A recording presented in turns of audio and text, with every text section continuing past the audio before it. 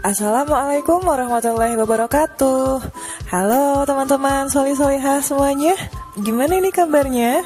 Semoga selalu dalam keadaan sehat, baik, bahagia, dan sejahtera ya.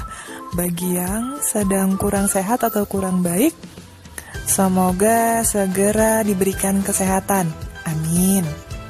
Nah, seperti biasa, sebelum belajar, kita sama-sama membaca doa sebelum belajar ya, agar ilmu yang kita dapat berkah, bermanfaat, dan bernilai ibadah. Amin. Sikap berdoa. Angkat tangan, tundukkan kepala. Berdoa sebelum belajar. Surat Al-Fatihah. A'udzu billahi minasyaitonir rajim. Bismillahirrahmanirrahim. Alhamdulillahi rabbil alamin. Ar-Rahmanir-Rahim. Maliki yaumiddin. Iyyaka na'budu wa iyyaka nasta'in. Ihdinas siratal mustaqim. Siratal ladzina an'amta 'alaihim ghairil maghdubi 'alaihim waladdallin. Amin. Asyhadu an la ilaha illallah wa asyhadu anna Muhammadar Rasulullah. Raditu billahi rabbah wa bil islami dina wa bi Muhammadin nabiyyan wa rasulah.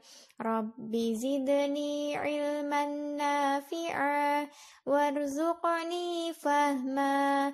Rabbi israhli sadri wa yassirli amri wahlul 'uqdatam min lisani yafqahu qawli.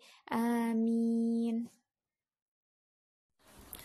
Pada pertemuan sebelumnya, kita sudah membahas tentang aturan dalam bermain dan berolahraga. Nah, hari ini kita akan mempelajari tentang aturan di rumah. Bagaimana aturan di rumah? Mari kita bahas bersama. Sekarang saya mau tanya, di rumah kalian ada siapa aja? Ibu, ayah, adik, atau kakak ya? Semua anggota keluarga. Nah, jika ingin pergi, ada hal wajib yang harus dilakukan, yaitu berpamitan dengan ibu, dengan ayah, dengan kakak, atau dengan adik juga ya. Jangan lupa juga memberitahukan kemana tujuannya, agar orang di rumah tidak khawatir. Kemudian, jika keluar rumah juga jangan sampai lupa mengucapkan Assalamualaikum. Begitu juga ketika datang atau masuk rumah. Ketika masuk rumah sendiri maupun rumah muslim lain juga jangan lupa ya tentang salam. Kemudian jika di jalan bertemu dengan teman, jangan lupa juga menyapa. Bisa dengan mengucapkan salam, Assalamualaikum. Gitu. Siapa yang tahu artinya? Assalamualaikum itu artinya adalah semoga keselamatan terlimpah kepada kalian. Jangan lupa untuk menjawab dengan kalimat Waalaikumsalam, yang artinya semoga keselamatan juga terlimpah kepadamu. Begitu indahnya ya agama kita, alhamdulillah. Nah, jika lewat di depan orang tua juga jangan lupa mengucapkan permisi gitu atau monggo gitu ya. Nah, dari sini kita bisa menarik kesimpulan aturan di rumah. Aturan di rumah bisa juga disebut dengan adab. Kemudian adab tentang makan dan minum. Yang pertama adalah mencuci tangan sebelum makan. Kemudian berdoa sebelum dan sesudah makan. Nah, kita sudah pernah membaca doa apabila lupa berdoa dan teringat saat makan. Jangan pernah lupa ya. Bagaimana doanya? Bismillahi fi awalihi wa akhirihi. Dengan nama Allah pada permulaannya dan penghujungnya. Jangan sampai lupa ya. Kemudian makan dengan tangan kanan. Seperti yang disabdakan oleh Rasulullah Shallallahu Alaihi Wasallam yang artinya, wahai anak muda, sebutlah nama Allah, Bismillah, makanlah dengan tangan kananmu dan makanlah dari apa-apa yang dekat denganmu. Jadi kalau makan itu dengan tangan kanan, karena yang makan dengan tangan kiri adalah setan. Gak mau kan jadi setan? Nah, kemudian tidak berbicara saat makan. Salah satu fungsinya adalah agar tidak tersedak. Kemudian jika saat makan sambil berbicara, itu bisa menjadi sesuatu yang jorok ya. Nanti kalau makanannya muncrat, menjijikan bukan? Nah, kemudian makan sambil duduk. Itu juga berfungsi untuk kesehatan. Sampai di sini paham ya untuk adab makan dan minum. Kemudian ada juga tentang aturan waktu tidur untuk menjaga kesehatan tubuh. Yang pertama, tidur tidak terlalu malam. Jadi, tidak boleh begadang ya, kalau tidak ada perlunya. Seperti lagu. Kemudian jangan lupa berdoa sebelum tidur. Juga menggosok gigi dan berwudu sebelum tidur agar tidur kita tenang, nyenyak dan tidak diganggu oleh setan. Udah hafal kan doa sebelum tidur? Pasti sudah ya. Apa ada yang belum hafal? Doa sebelum tidur, Bismika Allahumma ahya wa bismika amut. Dengan namamu ya Allah, aku hidup, dan dengan namamu aku mati. Kemudian tentang aturan menjaga kesehatan tubuh. Yang pertama, olahraga yang teratur. Yang kedua, berjemur. Ketiga, mencuci tangan dengan sabun dan air mengalir setelah melakukan kegiatan apapun, termasuk jika dari luar rumah ya. Kemudian makan makanan bergizi, memotong kuku tangan dan kuku kaki, memakai masker dan alas kaki jika berpergian.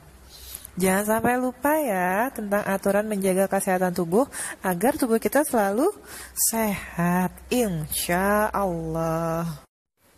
Nah, di rumah ada yang punya kakak atau memiliki seorang adik atau beberapa orang adik?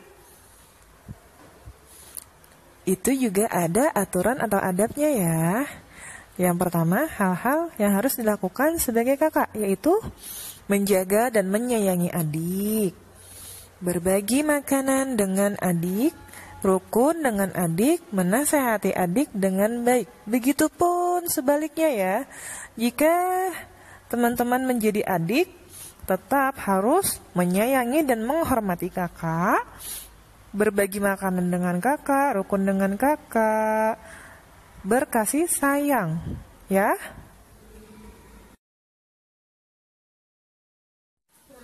Nah, kita sudah di akhir penyampaian materi pembelajaran hari ini ya. Bagaimana teman-teman? Sudah paham tentang aturan di rumah? Tadi kita sudah bahas tentang aturan yang juga biasa disebut dengan adab atau tata krama, beserta penjelasannya ya. Selesai sudah pembelajaran kita hari ini. Jangan lupa kerjakan buku paket halaman 43 sampai 45. Nah, setelah ini kita berdoa selesai belajar bersama-sama ya.